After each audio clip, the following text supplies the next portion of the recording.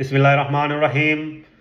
সংগ্রামী মৌলভীবাজারবাসী, সময় এসেছে আমরা আমাদের নেতা নির্বাচন করার।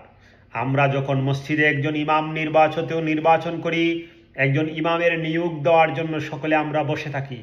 তার সব কিছু ঠিক আছে কিনা আমরা দেখি। আমরা সব বিষয়াশয় দেখেই একজন ইমাম নির্বাচন করি, বাছাই করি এবং তাকে আমরা ইমাম হিসাবে নিয়োগ দেই। ঠিক সেইভাবে আমরা যখন বাজারে যাই, বাজারে গিয়ে কোনো পচা মাছ আমরা কিনি না, বাজারের সবচেয়ে তাজা মাছ কেনার চেষ্টা করি।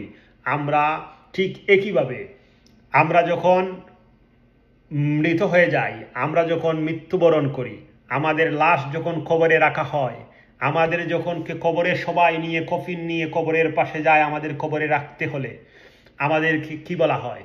সকলকে এই মৌতের এই লাশকে হাতে নিয়ে সকলে বিসমিল্লাহ আলা মিল্লাতে রাসূলিল্লাহ বলে আমরা কবরে রেখে আসি। আমি তোমাকে আল্লাহর নামে রাসূলের দলে শামিল করে দিয়ে আসলাম, এই বলে যখন আমরা একটি লাশকে কবরে নিয়ে দিয়ে আসি, আমরা পৃথিবীর বুকে যতদিন বাঁচি, আমরা যখন আমাদের নেতা নির্বাচন করি, ঠিক সেইভাবে আমরা কেন বাজারে গিয়ে যখন ভালো মাছ কিনতে যাই, ইমামকে যখন নির্বাচন করতে যাই, তখন তার সব দিক বিবেচনা করি, সব দিক দেখি, যাচাই বাছাই করে একজন ইমামকে নিয়োগ দেই, বাজারের যাচাই বাছাই করে একটি মাছ কিনি, এবং সর্বশেষ যখন আমাদের মৌত এসে যায়, আমরা যখন লাশ হয়ে যাই, আমাদেরকে যখন কবরে রাখা হয় জানাজার পরে, তখন আমি বিসমিল্লাহ আলা মিল্লাতে রাসূলিল্লাহ, আমি তোমাকে আল্লাহর নামে রাসূলের দলে শামিল করে দিয়ে আসলাম। কিন্তু দুনিয়ার বুকে যতদিন পর্যন্ত আমি বেঁচে ছিলাম, আল্লাহর দলে শামিল ছিলাম না। যতদিন পর্যন্ত দুনিয়ার বুকে আমি জীবিত ছিলাম, আমি আল্লাহর দলের সাথে বিরোধিতা করেছি। আমি আল্লাহর দলের কাছেও যাই নাই, আল্লাহর দলের সারা জীবন বিরোধিতা করলাম। আমি আল্লাহর দলকে সহ্য করতে পারলাম না। আল্লাহর দলের বিরুদ্ধে আমি মিথ্যা অপবাদ ঘটনা মিথ্যা যা কল্প কাহিনী আছে সবগুলো তাদের গাড়ে দিয়ে আমি একটি মিথ্যা বানোয়াট কল্প কাহিনী করে তাদের হেনস্থা করলাম, তাদের মান সম্মান নষ্ট করলাম, তাদের বিরুদ্ধে আমি লেগে গেলাম। এই সমস্ত করে আপনি দুনিয়ায় হয়তো পার পেয়ে যাবেন, কিন্তু কাল কিয়ামতের ময়দানে আপনি পার পাবেন না। সংগ্রামী বন্ধুগণ, এখন সময় এসেছে এই তরুণ যুবকরা, এরা ইসলামের পক্ষে আছে, ইসলামের পক্ষে থাকবে। সংগ্রামী বন্ধুগণ, বাংলার আপামর জনতা জেগে উঠেছে, এবার ইসলামের বিপ্লব হবে ইনশাআল্লাহ। সেই বিপ্লবের অংশীদার হবেন আপনিও ইনশাআল্লাহ। আপনার ভোট, আগামীর ভোট ন্যায়ের পক্ষে, ইনসাফের পক্ষে থাকবে, এটা আমরা মনে করি। আমরা দেখেছি অতীতে আন্তর্জাতিক বেয়াদব আমাদের মৌলভীবাজার 3 নম্বর আসনে আছে, যাকে আমরা কেউই ভালোবাসি না। মানুষ আরও আছে, কিন্তু এই আন্তর্জাতিক বেয়াদবের সে একটি আন্তর্জাতিক বেয়াদব। তার নির্বাচনী প্রচারণায় মানুষকে সে মূল্যায়ন করে না। সে তার বাবার সাথে যারা চলেছে, তারা বাবার সাথে রাজনীতি করেছে, তাদেরকেও নাম ধরে ডাকে এবং বেয়াদবের মতো কথাবার্তা বলে। সেই মানুষকে বাংলার মানুষ চায় না, সিলেট মৌলভীবাজারের মানুষ চায় না, মৌলভীবাজার 3 নম্বর আসনের মানুষ চায় না। সংগ্রামী বন্ধুগণ, বেশি কথা বলতে চাই না, আমি একটি কথাই বলতে চাই। এখন আবহাওয়া বদলেছে, এখন আবহাওয়া ভিন্ন। এই ভিন্ন আবহাওয়ায় ইসলামের জাগরণে আপনারাও শামিল হবেন ইনশাআল্লাহ। আমরা মনে করি এই আবহাওয়ায়, এই জাগরণে, এই বিপ্লবে ইসলামের বিজয় হবে। আপনিও সাথে থাকবেন, আপনার পরিবারকে সাথে রাখবেন।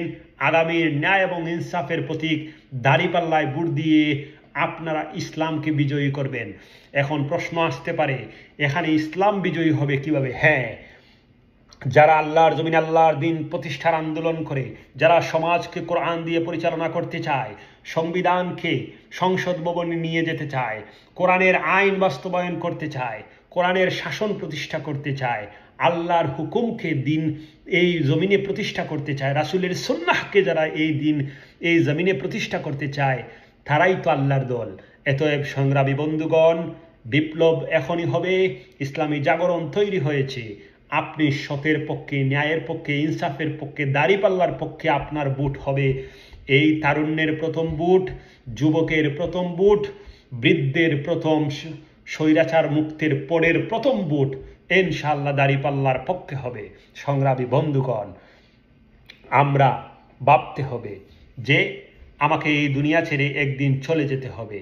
আমি যদি একজন সৎ ব্যক্তিকে ভোট দেই তাহলে সে সৎ কাজ করবে, আর আমি একজন অসৎ ব্যক্তিকে যদি নির্বাচিত করি তাহলে সেই অসৎ ব্যক্তি টেন্ডারবাজি করবে, ছাদাবাজি করবে, বাস স্ট্যান্ড দখল করবে, লঞ্চ ঘাট দখল করবে, ভর্তি বাণিজ্য করবে, পুলিশ বাণিজ্য করবে, বিভিন্নভাবে সে রাস্তাঘাট লিজ এনে রাস্তাঘাটের পুল, কালভার্ট, সেতু ইত্যাদিতে সে দুর্নীতি করবে। দুর্নীতির অভয়ারণ্যে সে বাংলাদেশকে নষ্ট করে দিবে। এতএব এই নষ্ট রাজনীতি বাংলার জনগণ আর চায় না। বাংলার জনগণ এই মুহূর্তে চায় সৎ, যোগ্য, আল্লাহভীরু, খোদাভীরু একজন ধার্মিক মানুষকে আগামীর নেতা নির্বাচন মৌলভীবাজার সদর রাজনগর 3 নম্বর আসনে করবে। এই বিশ্বাস রেখে আপনারা বিবেককে জাগ্রত করুন, ন্যায়ের পক্ষে ভোট দিন, ন্যায়ের পক্ষে থাকুন। ইনশাআল্লাহ এই জাগরণে, এই বিপ্লবে আপনিও সামিল থাকবেন। ন্যায়ের পক্ষে, ইনসাফের পক্ষে, আলেম ওলামার পক্ষে। সংগ্রামী বন্ধুগণ, ভালো থাকবেন, সুস্থ থাকবেন। আসসালামু আলাইকুম ওয়া রাহমাতুল্লাহ।